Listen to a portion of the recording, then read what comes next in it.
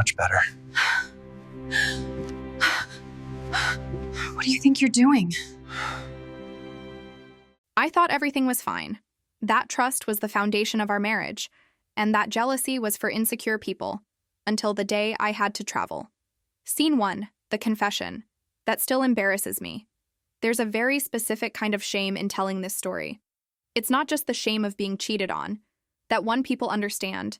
They hug you, offer ice cream and expensive wine while trash-talking your ex.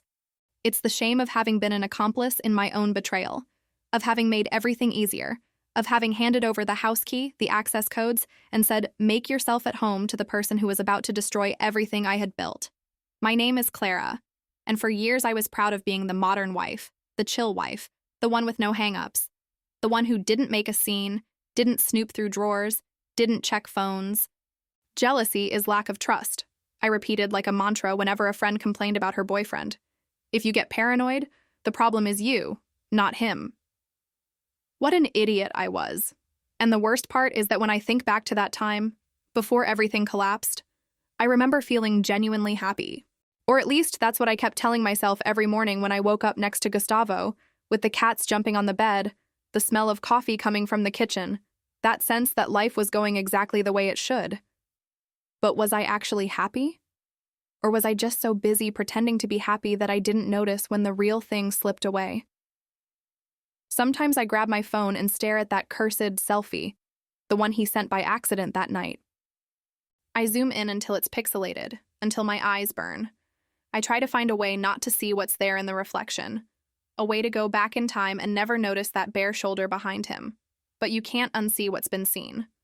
So I take a deep breath, close my eyes, and go back to the beginning.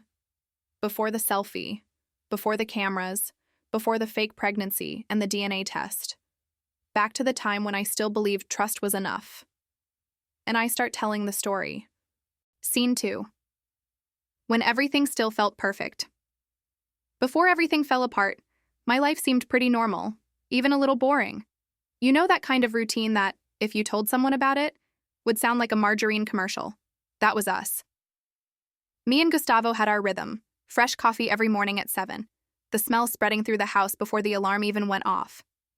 2 spoiled cats, Thor and Luna, running around, knocking over pens, jumping on the keyboard while I was trying to work. He complained about traffic every single morning, like it was breaking news. I pretended I'd start a diet on Monday, knowing by Tuesday I'd be eating Brigadeiro in secret. It was that kind of life that, if someone filmed it from the outside, would turn into one of those cute couple videos with piano music in the background and some inspirational caption like, "Love is in the small moments." And I truly believed that. I believed we had built something solid, based on mutual trust and respect. I repeated that to myself like a mantra, especially when something bothered me and I had to convince myself I was just being neurotic. Jealousy is for insecure people, I'd say to my friends when they complained about their boyfriends. If you're paranoid, the problem is you, not him. What an idiot I was. But back then, I really believed it. I thought being the modern, chill, no-drama wife was the secret to a happy marriage. And there was one person who tested this so-called maturity of mine all the time, Livia, his best friend, the untouchable one. They'd known each other long before me, since college, when they were still young and clueless and full of dreams. They had that kind of intimacy that comes from years of shared stories, inside jokes, references I wasn't part of. At first, I thought it was cute. I thought, how nice that he has a close friend who knows a side of him I'm still discovering. They finished each other's sentences. They laughed at inside jokes I never got. And I'd smile, partly out of politeness, partly trying not to look like the jealous wife who resents old friendships. But some days, it was hard. Like that Sunday morning I can't get out of my head. I was in the kitchen making coffee, using that Italian mocha pot we got as a wedding gift, the one he loved. The smell of fresh coffee filled the house, mixed with the soft music I'd put on. The cats meowed around my legs, rubbing their warm, furry bodies against me, begging for attention. It was a peaceful morning, the kind you wish would last forever, until I heard their laughter coming from the living room. Not just any laugh. That loud, intimate laugh that makes you feel like they shared a private language, a world you weren't part of. I stopped stirring the sugar and just stood there listening. They were watching something on his phone, probably some stupid meme or a funny video, but the way they laughed, the way they communicated without needing to say much, made me feel outside, like I was a polite guest in my own home. I took a breath, swallowed the discomfort, arranged the cups on the tray, and went to the living room with the best smile I could fake. "Coffee from the house, chef," Gustavo joked, grabbing his cup without taking his eyes off the phone. Livia looked at me and laughed, saying something about how spoiled he was and how lucky he was to have someone making gourmet coffee for him every day. "You've ruined him, Clara," she said, in that tone that was half compliment, half jab. I laughed too, because at that point, laughing felt safer than asking anything. Safer than saying, "Why is she here again on a Sunday morning?" I sat down, drank my coffee quietly while they kept talking about something I didn't understand. And as I listened, I started noticing little details my brain recorded but my heart refused to process. The way she touched his arm when she laughed, the way he leaned toward her when she talked, how comfortable they looked, close in a way that went beyond friendship. But I shoved all that to the back of my mind, where I kept everything I didn't want to deal with. "Don't you want a piece of the cake I brought?" Livia asked, pulling me out of my thoughts. "You brought cake?" I repeated, forcing a smile. "You brought cake?" "Yes, carrot cake, the one Goo loves," she said, like it was the most natural thing in the world. Goo. She called him Goo, a nickname reserved for people who are way too close. I looked at Gustavo, waiting for him to say something, anything that included me in that moment. But he just smiled, thanked her, and went to the kitchen to get the cake. And I stayed there, sitting on my own couch, in my own house, feeling like a stranger. Scene 3, the trip that changed everything. Everything really started coming off the rails because of a work trip. My boss called me into her office on a rainy Thursday, one of those days when the whole city looks gray and everyone's mood matches the weather. She shut the door, sat down with that posture of someone delivering a decision, not a request, and said, "Clara, I need you in São Paulo next week. 3 days, digital marketing convention, hotel covered, flights included. It's gonna be boring, I know, but it's important for the company, and for your resume too." My first instinct was to find an excuse. I hated business trips, hated impersonal hotel rooms that smelled like disinfectant and had rock-hard pillows, hated endless talks about market trends while drinking reheated coffee in plastic cups, hated those sad little coffee break pastries and forced networking. But mostly, I hated the idea of leaving the house, the cats, and Gustavo. Not because I didn't trust him. I trusted him too much, maybe. But something about this trip made me uneasy, a feeling I couldn't name. I got home late afternoon, rain still falling, and found Gustavo on the couch watching some crime show he loved. Thor was sprawled across his lap, snoring softly. "Hey babe," he said, pausing the episode. "How was your day?"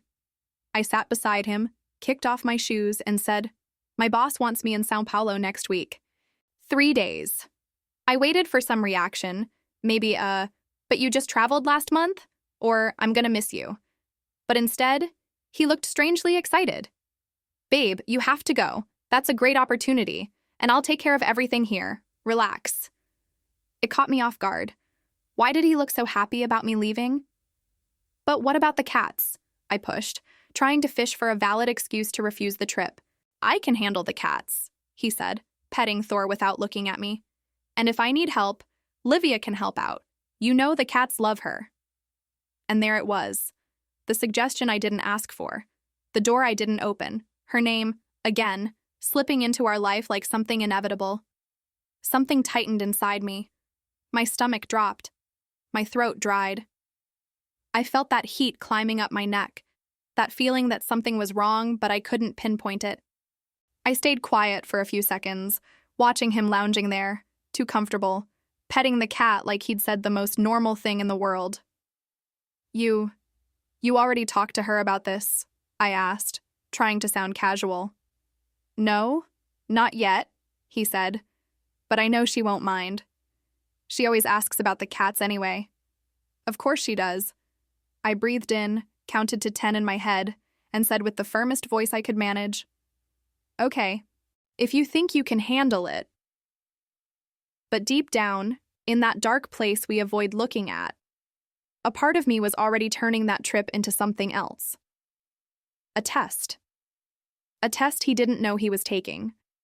A test I didn't want to admit I was giving. If he was really the man I believed he was, nothing would happen. Livia would show up, feed the cats, maybe drink some wine, talk nonsense, and leave. Simple. And if something did happen, well, then I'd finally have my answer. The answer to a question I'd never wanted to ask. In the days leading up to the trip, I paid closer attention to everything. Each message he exchanged with her, every time her name came up, each shared laugh. On Saturday, she showed up again. Of course.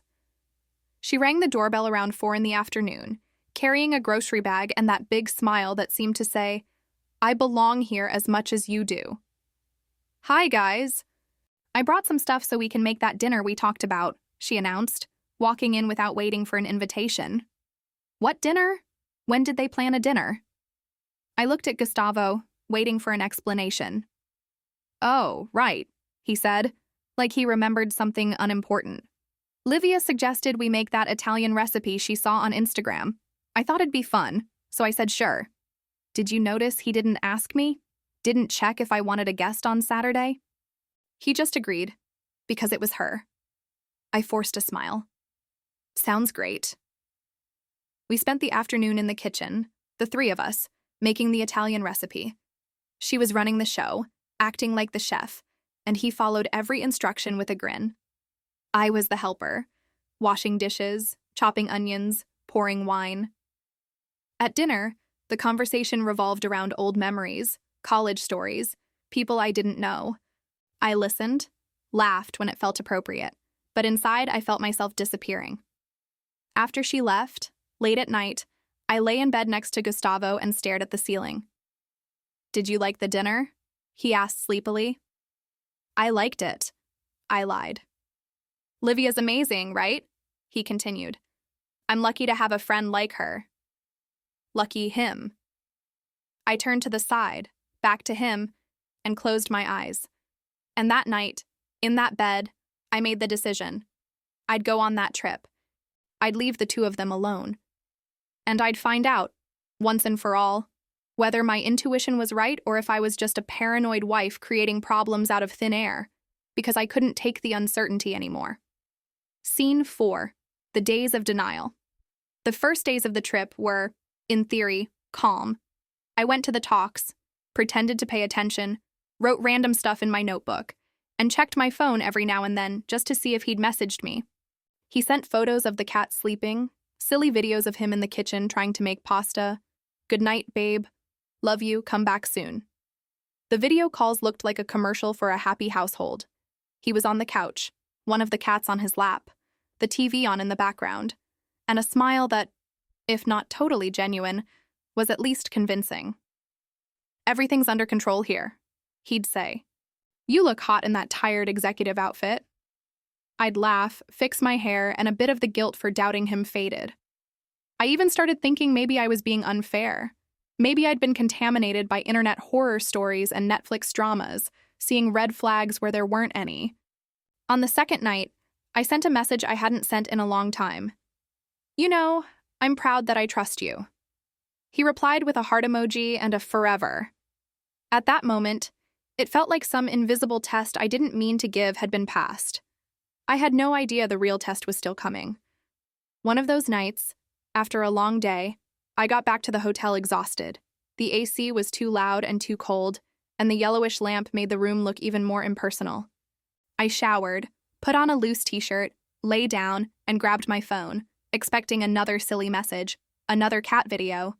But what arrived was something completely different. Scene 5, the memory of the beginning. As I stared at the ceiling of that unfamiliar hotel room, my mind jumped back to the day I met Gustavo. It was at one of those corporate happy hours you only go to because your boss is counting heads. He was in the corner of the bar, laughing too loudly at some inside joke with friends, the kind of contagious laughter that makes you turn your head even if you don't want to. Our eyes met for a second. One of those movie moments you think don't happen in real life. And I smiled back without even knowing why. 2 hours later, we were talking about everything and nothing. Crappy TV shows, trips we wanted to take, how chicken and katapiri pizza shouldn't exist. He was funny, attentive, in that way that makes you feel like you're the only person in the room. 3 months later, he asked me to be his girlfriend with a squished bouquet he bought in a rush at the subway station. Sorry, couldn't make it to the fancy flower shop, he said with that crooked smile. But if you say yes, I promise there'll be lots more flowers ahead. And I said yes. Of course I did. How could I say no to a guy who looked at me like I was the best part of his day? That's when I met Livia. He'd mentioned her before. My best friend from college. We've known each other for years. She's like a sister. But I met her in person at a barbecue at his parents' house. She showed up with a bottle of wine and a big smile, hugged Gustavo with the intimacy of someone who knew every corner of his life, then turned to me. "So, you're Clara," she said, pulling me into a hug. "Finally, this idiot won't shut up about you." I thought it was sweet. I thought, how lovely that he has a close friend who knows sides of him I'm still discovering. Today, I see that scene differently. I see her hand lingering a bit too long on his shoulder. I see how she laughed at his jokes before he even finished. I see all the tiny signs my brain registered, but my heart decided to ignore. Because I wanted to believe. Because loving someone is choosing to trust even when logic whispers that something's off. Or at least, that's what I believed back then. Scene 6. The selfie that changed everything. My phone buzzed in my hand, pulling me out of the memory. It was a selfie from Gustavo. A simple photo. Him in front of the bathroom mirror, hair messy, sleepy face, holding the phone. "Survived another day without you," he wrote. I was about to send a playful reply, but something in the image caught my attention. Behind him, in the corner of the mirror, there was a bit of something that didn't make sense. I zoomed in. Then again. It was subtle, but it was there. The reflection of a bare shoulder, blurry, behind him. Not a belt, not a towel, not a shadow. Skin. My whole body froze. My heart raced, but at the same time, it felt like it had stopped. I grabbed the phone with both hands like it might fall, tried to convince myself I was imagining things, that it was just a weird angle, some random reflection, but the more I looked, the more obvious it was. Someone unclothed, right behind the man who swore I could trust him with my eyes closed. Without thinking, I called him. Once, twice, 3 times. Nothing. He didn't answer any of them. The feeling of falling into a bottomless pit started right then. I remembered we had cameras in a few spots around the house, mostly for the cats. Checking the app was practically muscle memory. With trembling hands, I opened it and tapped the living room camera. Nothing unusual. Lights off. Just the modem lights blinking. I switched to the hallway camera. The image was dark, but you could see the length of the hallway connecting the bedrooms to the living room. Nothing for a few seconds. I was about to close it when suddenly I saw a silhouette cross the screen. A woman, hair messy in a loose bun, walking barefoot, wearing a t-shirt I recognized anywhere. One of Gustavo's, the big gray one with the faded print, the one he used to sleep in. She was walking through the house in the middle of the night like she lived there. That image was worse than any explicit proof. It was enough to knock down everything I had chosen to believe. I didn't sleep that night. Saying I didn't sleep is even generous, because sleeping implies you tried. I didn't even try. I stayed lying on that hotel bed, staring at the boring white ceiling while the air conditioner noise seemed to grow louder and louder, like it was mocking the deafening silence inside my head. Every time I closed my eyes, my mind created 1,000 versions of the same scene. The 2 of them in the kitchen, laughing in that intimate way I knew too well. The 2 of them in the living room, sharing a bottle of wine, their legs almost touching on the couch. The 2 of them in our bedroom, with the cat sleeping by the door, clueless about the betrayal happening on the other side. I knew imagination could exaggerate. I knew my mind was building scenarios that maybe didn't even happen like that. But in that impersonal room, alone, I had no line between fear and fact anymore. My phone stayed in my hand the whole time. I tapped the screen now and then just to see if he'd sent anything. An explanation, a message, something to make me believe this was all a misunderstanding. Nothing. Not even a sorry, phone died. Not even a I was asleep and missed your calls. Just silence. And silence, I learned that night, is the worst answer anyone can give you. I looked at the selfie again, zoomed in until I couldn't stand that bare shoulder in the mirror anymore. That proof he'd sent by accident, not realizing he was exposing the truth he'd been hiding. I opened the camera app again, saw the empty hallway, the dark living room, just the blinking lights of the modem. Everything seemed normal now, like nothing had happened. But I had seen it.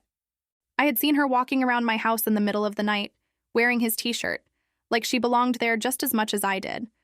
I spent hours bouncing between two options, taking a cab to the airport right away, or pretending nothing happened until the end of the trip. Part of me wanted to confront, wanted to show up unannounced, open the door, and see their faces when they realized I knew. Wanted to see panic, guilt, regret. But another part of me, the cowardly part, maybe, or the part not ready to accept the truth, wanted to wait, wanted to gather every piece, every bit of proof, before blowing everything up. Because once you confront, there's no going back.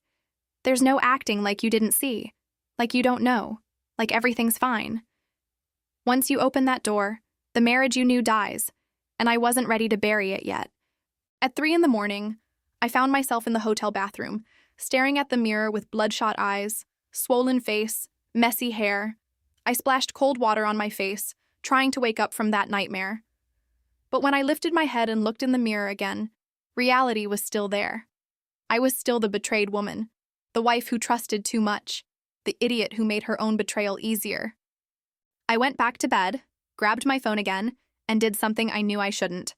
I started scrolling through her Instagram. Livia had posted on her stories a few hours before a photo of a glass of red wine with the caption, "Nights that warm the soul, nights that warm the soul." I felt bile rise in my throat. I kept digging. I went back through her feed, looking at old photos, her and Gustavo at a birthday party, her and Gustavo at a barbecue at his parents' place, her and Gustavo in everything. And where was I in those pictures? Sometimes I appeared on the edge, half cut off, half forgotten. Other times, I wasn't in them at all, as if I were just an extra in their story. How had I not seen it before?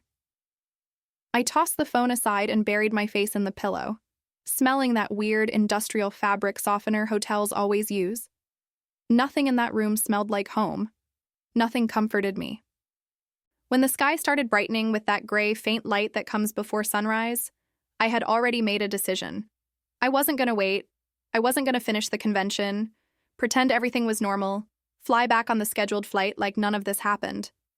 I was going back now, without warning, and I was going to see with my own eyes what my heart already knew to be true. I stood up with shaky legs, my whole body heavy with exhaustion and adrenaline, took a quick, robotic shower, my mind already at my front door, turning the key, facing the inevitable. I packed in a rush, stuffing clothes into my suitcase without folding them.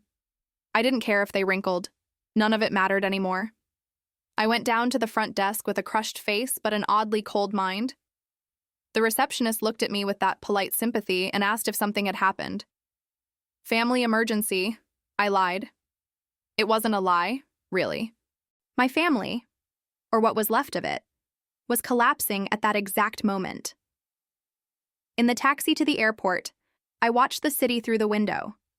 Tall buildings, people going to work, slow traffic, distant honks, everyone living their normal lives while mine imploded. I thought about all the times I defended him. To my friends, when they said he was too close to Livia. To my mom, when she said it was weird he was always with another woman. To myself, every time my intuition screamed and I chose to silence it. "He'd never do that," I repeated like it was armor. That sentence now sounded like a bad joke, a tombstone for the marriage I thought I had. At the airport, I bought the first ticket available, didn't check the price. Didn't matter. On the plane, I sat by the window with headphones on, but didn't play any music. I just sat there in silence as the plane took off, climbed, sliced through the clouds. And for the first time in hours, I didn't cry. Because tears, I learned, are for when you still hope you're wrong. And I didn't anymore. Scene 8, the confrontation. When I reached our street, the sun was already high, almost noon, but inside me it felt like midnight. The taxi dropped me at the corner, and I walked the last few meters with my suitcase, each step feeling like I was walking toward the end of something, and I was. The front gate was ajar. Not locked, just resting open, like someone rushed out and forgot to close it. That detail stuck with me. Gustavo was obsessed with locking everything. Door, gate, windows, always saying he didn't trust the neighborhood, that we had to be careful. But that day, the gate was open. I pushed it gently, hearing the soft squeak of metal. My heart was beating so hard I could hear the pulse in my ears. Each step toward the door made me wonder if I still had time to turn back, to go back to the airport, catch another flight, pretend I never came, sabotage my own truth just to avoid dealing with it. But my legs kept moving, like they had a will of their own. Like they knew it was too late to run. I slid the key into the lock as quietly as possible and turned it. The door opened with a tiny click. Then came the smell. Wine. Sweet perfume. And something burnt in the kitchen. The kind of smell that doesn't match an innocent night among friends. The kind that tells you exactly what you're afraid happened. I walked in slowly, leaving my suitcase by the wall.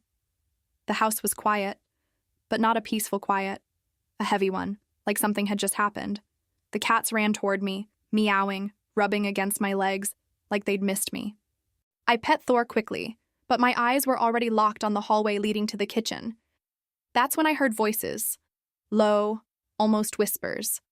I inhaled, clenched my fists, and walked toward the sound. When I turned the corner into the kitchen, they were there. Gustavo sitting at the table, head down, messing with his phone. Livia, leaning against the sink, back to the door, holding a coffee mug. She was wearing a t-shirt I recognized instantly. Not the same one from the camera, but another. Also his, too big for her, hanging halfway down her thighs. Time froze.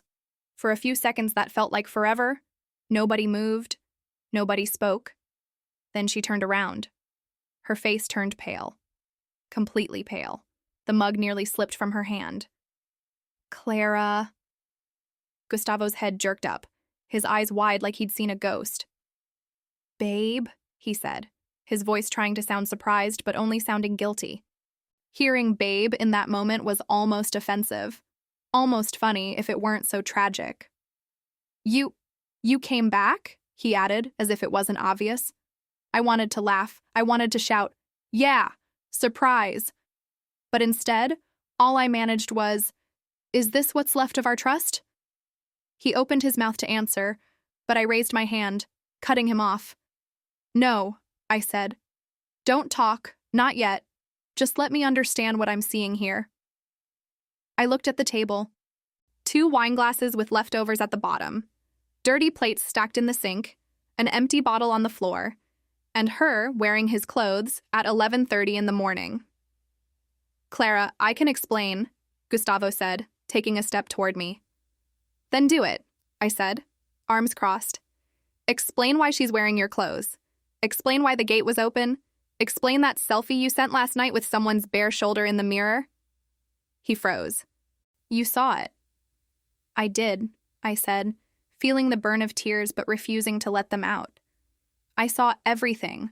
The selfie, the cameras, her walking around our house in the middle of the night like she lives here. Livia let out a strangled sound, half cry, half sigh. Clara, You what, Livia? I snapped. What? Are you going to tell me it's not what it looks like? That you two just drank wine and talked all night like good friends? She started crying. Not a small, embarrassed cry, and the loud, dramatic kind meant to disarm everyone around. I'm sorry, she kept repeating between sobs. I didn't want it to be like this. Like what, exactly? I pressed. What did you want? She wiped her face, breathed in, and then said, I couldn't hide it anymore. There's always been something between us. Always. and he knows it. I looked at Gustavo, waiting for him to deny it, waiting for him to say, "She's lying." But he didn't. He just stood there, head down, hands in his pockets, like a teenager caught doing something stupid. "Gustavo," I said, voice shaking. "Look at me." He lifted his eyes slowly. "Is she telling the truth?" Silence. "Answer me!" I screamed, my voice cracking for the first time. "It's not that simple," he muttered. And that was enough. I didn't need a full confession. I didn't need details. That sentence, "It's not that simple," said everything. He didn't deny it. He didn't defend me. He didn't fight for me. I exhaled, realizing I'd been holding my breath, and felt my whole body sink, like the ground vanished under my feet. But I didn't fall, because something inside me refused to collapse in front of the two of them. Scene 9, the choice to leave. I didn't scream. I didn't throw anything. I grabbed my bag from the chair, took off my wedding ring, and set it on the counter, right next to a half-empty wine glass. The clink of the ring on the ceramic was louder than any shout I could have given. "If the marriage was already over, then you don't need to tell me when it ends for good," I said to Gustavo. "You can finish explaining to her."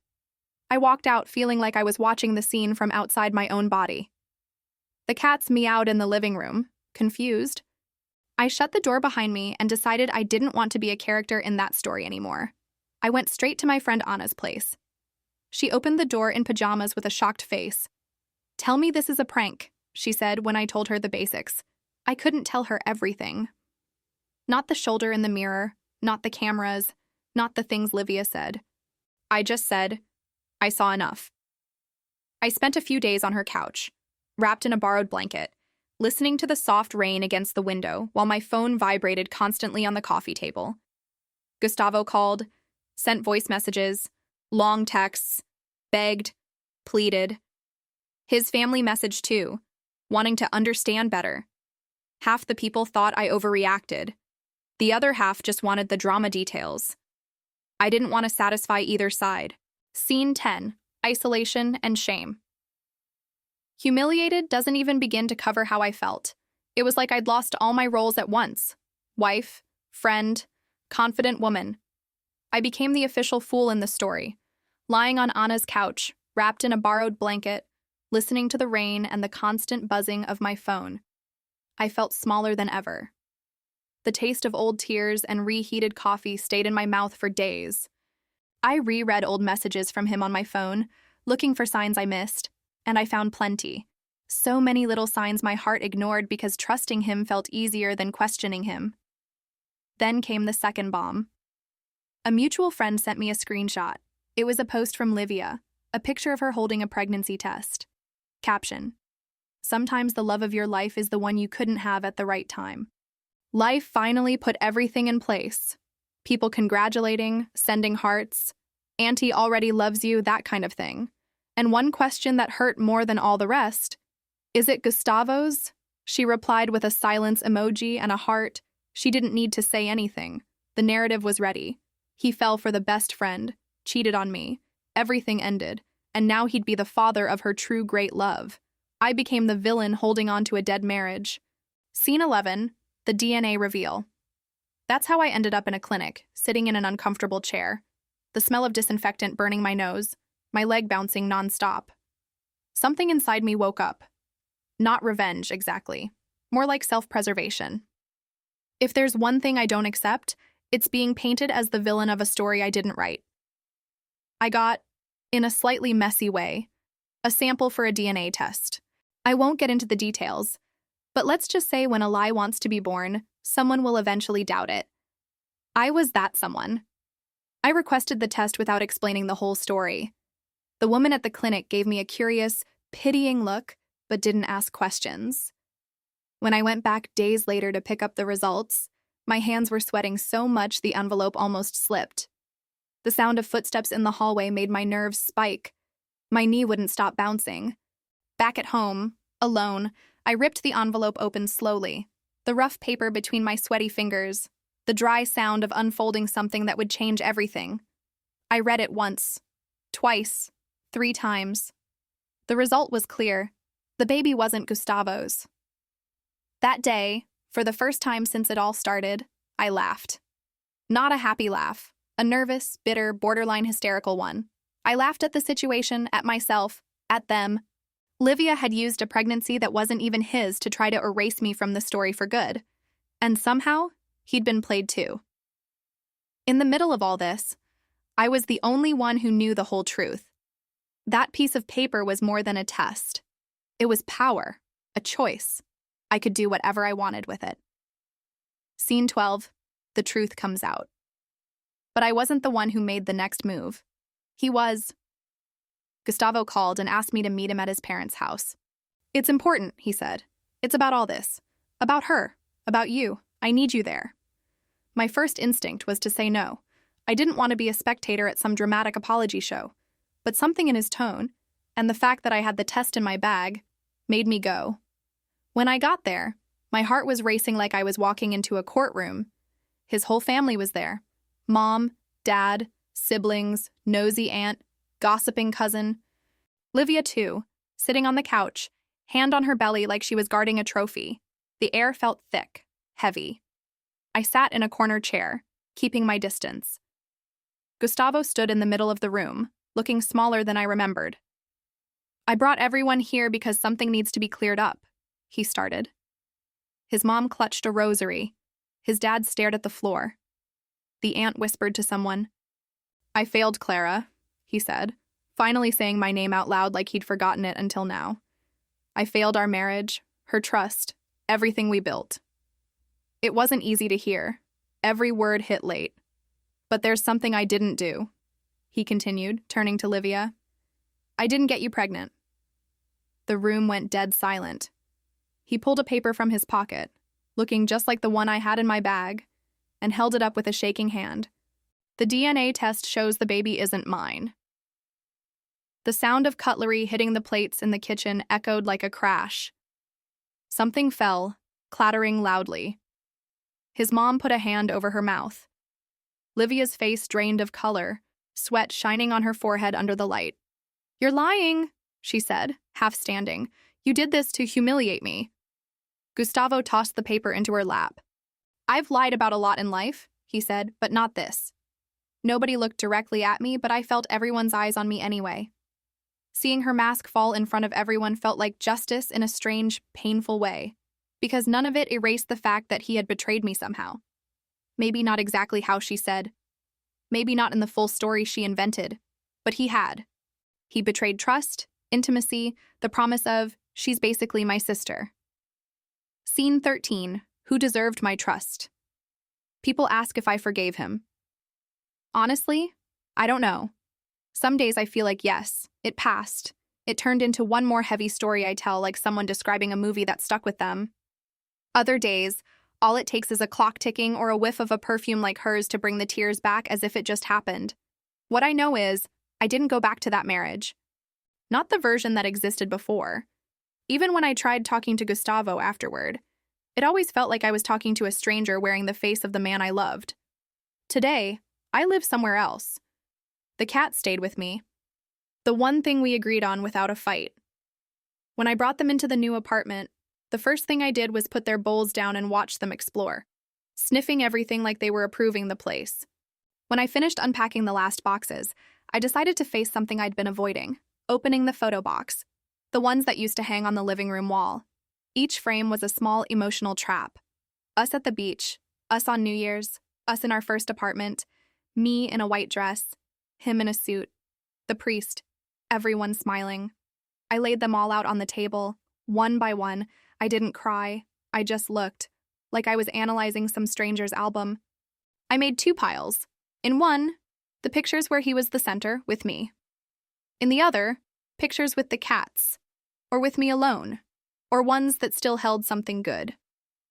Most couple pictures went into a closed box. I shoved it to the back of the closet. On the wall, I kept just one photo. Me on the couch, in a hoodie, both cats on top of me, laughing at something I don't even remember. He wasn't in the picture. Just me and the only creatures that never lied to me. When I finished, I went to the living room window and opened them all at once. The snap of removing the frames, the dust on the wall, the cold air rushing in, the city noise slipping inside. The cold night air blew in hard, messing my hair and making the cats curl up. Their warm fur brushed my hand as they leaned into me, the only part of our old life that still made sense. From up there, I could see the city lit up. Cars, people, everyone carrying their own mess. I took a deep breath. It wasn't total relief. It wasn't a rom-com happy ending with everything fixed and a new perfect love knocking on my door. It was just a different beginning. A beginning where, for the first time, the person I chose to trust first was myself. A lot still hurts. There are days when I rewind that damned selfie, that camera footage, that kitchen scene, that DNA result. But now, when I think about betrayal, I don't just think about what he did with her, or what she did to us. I think about the first betrayal I committed, ignoring my own voice just to fit the role of the chill, modern wife who doesn't get jealous. If there's one thing this story taught me, it's that betrayal sometimes starts right there. When you hand all your trust to someone who has no idea what to do with it. And it ends, later on, showing you who deserved that trust from the beginning. You. Ending. This story doesn't end with a passionate kiss or a perfect reconciliation. It ends with a woman standing in her own living room, breathing in the cold night air, surrounded by the only companions who never betrayed her, 2 rescue cats, and the stronger version of herself she never imagined she'd have to become. Sometimes the happy ending isn't about finding someone who completes you. It's about completing yourself.